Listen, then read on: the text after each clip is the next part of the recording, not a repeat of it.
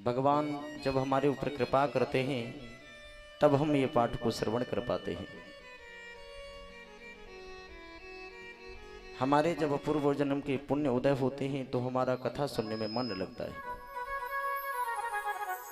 जिसके भी पैर कथा प्रांगण की तरफ दौड़ने लग जाएं, चलने लग जाएं, तो वो जान ले मेरे पूर्व जन्म के कितने पुण्य उदय हुए जो मेरी कथा की तरफ मेरा मन कर रहा है।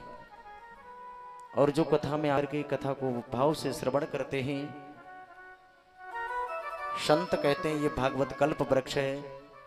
वो कल्प वृक्ष उसे कहते हैं जो भी बैठ करके जो कल्पना की जाए वह सब प्राप्त हो जाता है, वो कल्प वृक्ष है।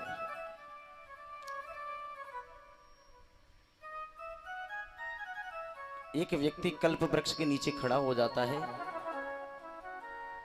मन में भाव आता है कि मेरे पास गाड़ी हो जाए, गाड़ी मिल जाता है। फिर उसके मन में भाव आता है मैं बहुत पैसे वाला हो जाऊं, पैसा मिल जाता है। फिर उसके मन में भाव आता है मेरा सुंदर सा मकान बन जाए, मकान बन जाता है।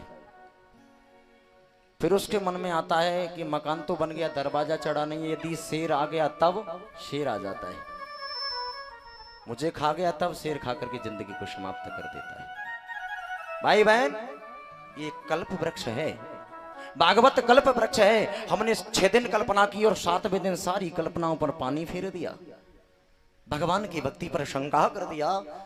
समझ लेना भाइयों, जैसे उसने कल्प वृक्ष के नीचे मकान मांगा, संपत्ति मांगी, गाड़ी मांगी, अंत में एक ही शंका हो गई, शेर आ गया तो मुझे खा जाएगा और जिंदगी समाप्त हो गई।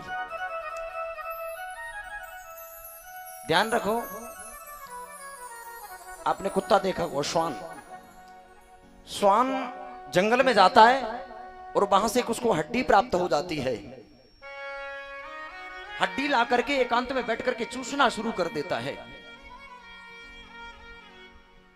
आप ये सब भली भांति जानते हैं हड्डी के अंदर खून नहीं है, लेकिन कुत्ता श्वान उसको चूसता है तो उसकी जो गलपटी होती है वही फट जाती है। वो हड्डी के द्वारा अपने ही खून को चूस रहा है, हड्डी में रक्त नहीं है, हड्डी के द्वारा अपने ही खून को चूस रहा है और चूसता ही रहता है। ठीक उसी तरह से भाई बहन, हम दुनिया में आए, दुनिया की बुराई करें, दुनिया में आए भगवान की कथा न सुने, हमारे मन में ये शंका हो, ये भाव हो कि मैं जो कर रहा हूं वो अच्छा कर रहा हूं, भैयाओ अपने द्वारा अपना ही हानि होती है, अपने द्वारा अपना ही नुकसान होता है। श्वान की तरह हम हड्डी में समझ रहे इसमें रक्त है, प्यारे ये आपका वहम है, उसमें है नहीं। खून हमारा है, हम अपने ही खून को हड्डी के द्वारा कुत्ते की तरह, श्वान की तरह चूसते रहते हैं। भगवान की कथा श्रवण करने जाएं, भगवान की कथा में बैठे, याद रखो ये जो हवा चल रही है ना, वायु चल रही है, अगर परमात्मा 1 मिनट के लिए इस वायु को समाप्त कर दे तो पूरी दुनिया समाप्त हो जाए। परमात्मा ने कृपा करी और हमें ये जन्म दिया, हमें कथा में बैठने लायक बनाया। हमारे घर के बाहर कथा चलती रहे, हम अपने घरों में बैठे रहे कि यही से आवाज आ रही है, कथा को नहीं सुना।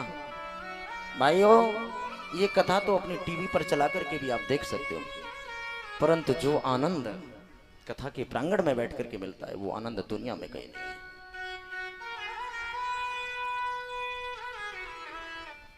तो गोविंद ने हमारे ऊपर कृपा